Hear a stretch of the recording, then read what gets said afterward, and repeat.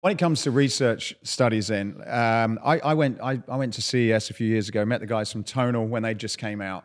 Yeah, and it was actually the founder. It's a good product. He was telling me that they're running one of the biggest strength research studies that there's ever been, because what they've got is that they have the ability to understand who's using it, when they're using it, what they're doing, etc. And I saw your new product, and this is a bit of a sort of a opportunity to talk about it. But my guess is that once you've got a few 100,000 of those out there, that you'll be able to, even though it's technically sponsored by your research, but you'll have a lot of data on what's really happening in terms of, you know, males, females, weight ranges. Yeah, no different than Tonal's data. Exactly. Yeah.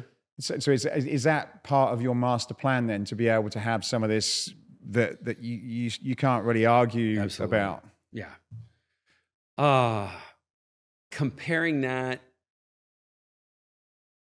it'll be an interesting conversation to having the data and then comparing it to what?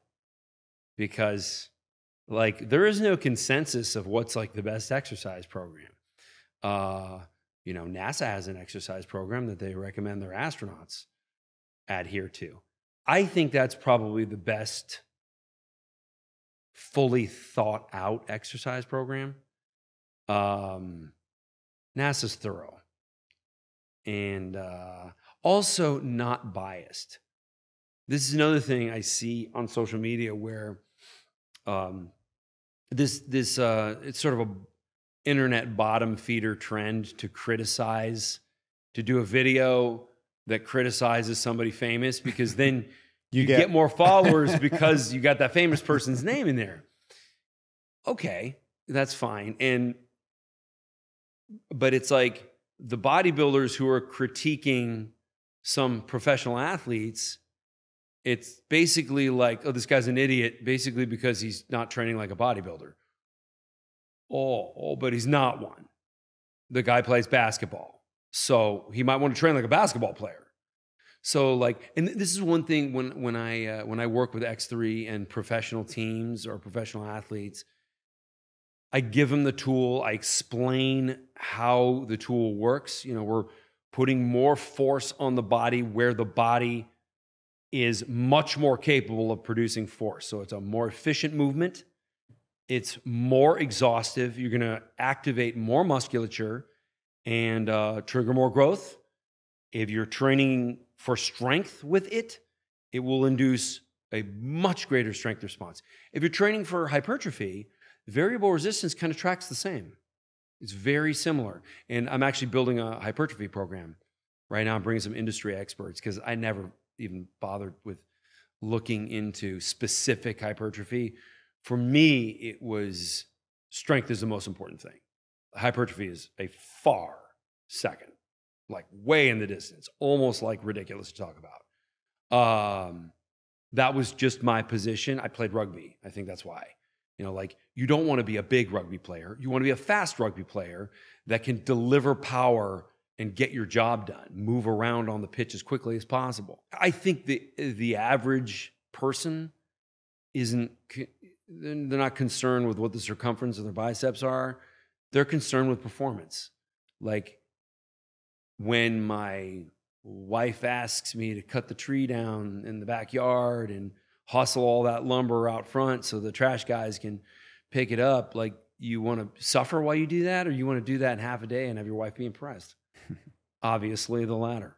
So that's the kind of thing that I was always focused on. So now, also in the beginning, you want to be really rigid in the programming, because what I came up with was so different.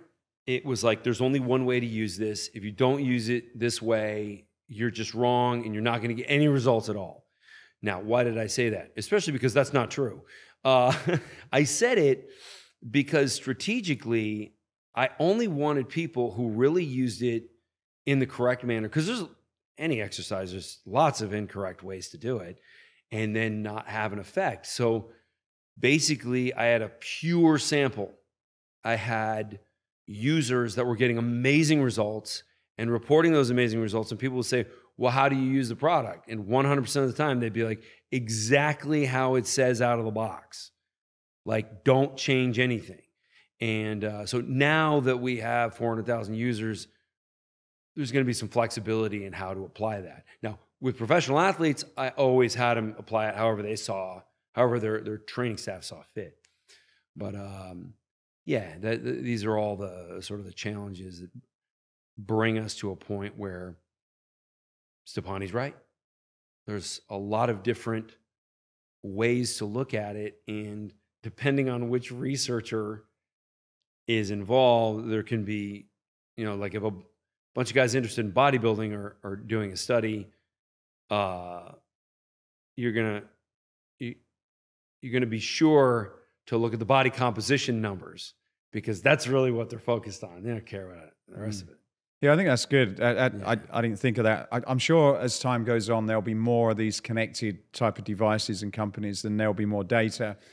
And I think probably we'll just, as a society, will become a lot more knowledgeable about what is happening and be able to look at the numbers and interpret them. But I guess it's even now with everything that's out there, it's still fairly new, isn't it? So I don't know if the audience knows what we're talking about. So we're talking about the X3 Force Bar. So there's a new X3. You hook the bands to it. You connect it to your phone. It records the real-time force. So if you're doing a pressing movement and you're using a band you probably shouldn't be using because it's too heavy for you, you see these people kind of do a half rep and then it snaps back at them. Well, that's a really low quality repetition, and the software will know it because it's sampling multiple times per second to see how much force you're creating. So when I do it, I'm slowly going out, holding, and not in the locked out position, but just short of lockout for a couple seconds and then slowly coming back. When you control the weight, obviously you're making the target muscle do more work. And from a progressive overload standpoint, that will be seen over time. You will keep besting your number. And it's amazing to have that biofeedback right in front of you. When you know you're only half a repetition away from beating your best ever, you're going to figure out a way to do it. And I think that guarantees a much higher level of success.